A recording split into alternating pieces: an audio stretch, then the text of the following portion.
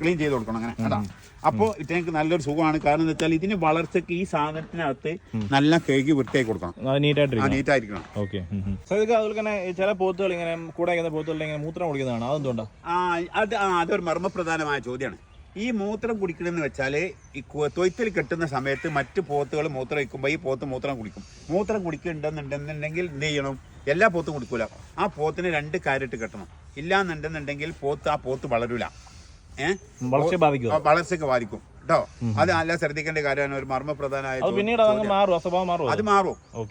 പക്ഷെ അത് അങ്ങനെയുള്ള പോത്തിനെ 2 കാര്യമായിട്ട് കെട്ടണം.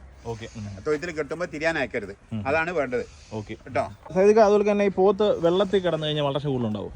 വെള്ളത്തിലെ പോത്ത് കിടക്കുന്നത് മാത്രമല്ല, വെള്ളത്തിൽ നല്ല കിടത്തണം. അത് മാത്രമല്ല, ഈ പോത്തിനെ നമ്മൾ വെള്ളത്തിലിട്ടിട്ട് കഴുകുമ്പോൾ ഈ ചെവിപ്പോളെ നല്ല വൃത്തിയായി കൊടുക്കണം. ഈ ചെവിപ്പോളെ എത്ര വൃത്തിയായി കഴുകണ